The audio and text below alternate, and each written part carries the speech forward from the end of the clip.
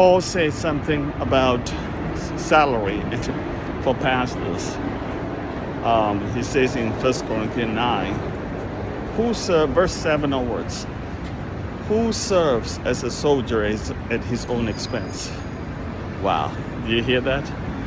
It's piercing. Who plants a vineyard without eating any of its fruits? It's a fool.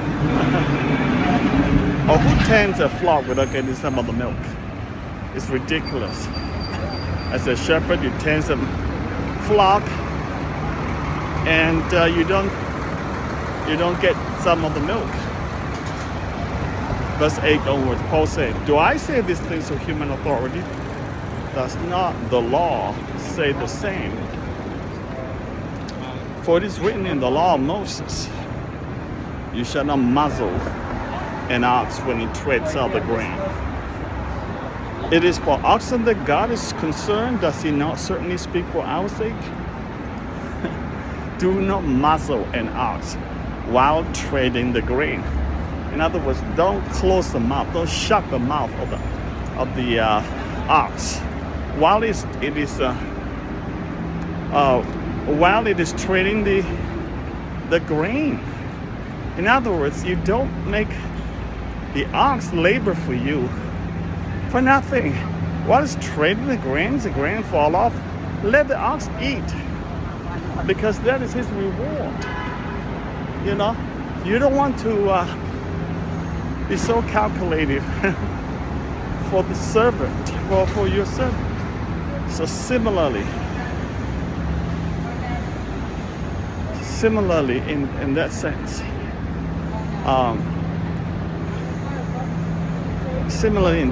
that a pastor, or in this case, for Paul, the apostle, and an apostle, my gosh, he should be paid. But why is Paul saying all this thing? Does he want money? No, he doesn't want to. Okay, so let's go on.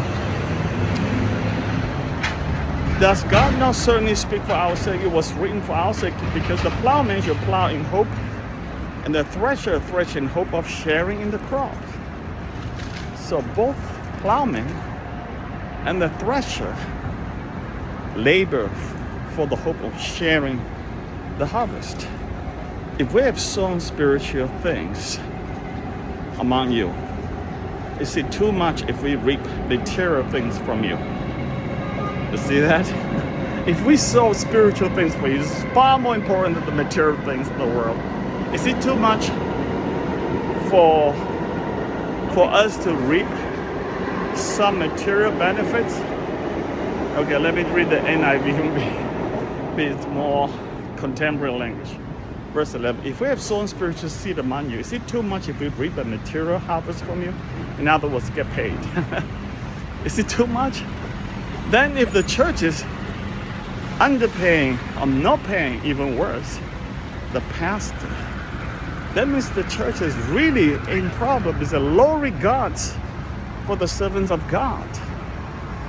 You can't even hire a CEO or executive officer for no fee.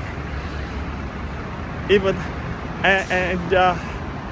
pastor's work is far more higher than a CEO, to be honest, because he looks after the souls of the church, of the congregation. So I do think there is a problem among the trending, among the churches today, because pastors are horribly paid, underpaid. As I survey the Northeast, New York City, New York, New Jersey, they are ridiculously underpaid, except for maybe for a couple of churches who are doing well. They do honor though. Do honor God by honoring the servants of God. Now, I'm not saying that we should push prosperity doctrine. Pastors should not be, have so much money to live a $1 million house necessarily. Or driving a big car, whatever now it is the case may be.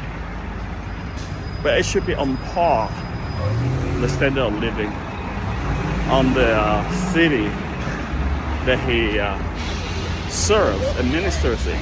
Okay? Okay, so if verse 12, if others have this right of support from you, shouldn't we have it all the more? See, all the more. Why? Because Paul poured out his life for all the churches under his apostolic name. All the more because Paul is no ordinary pastor. He's the pastor apostle, or rather he's the apostle pastor, writing epistles, writing the Bible. So and after this hour, we're going to talk about the next part of the next video.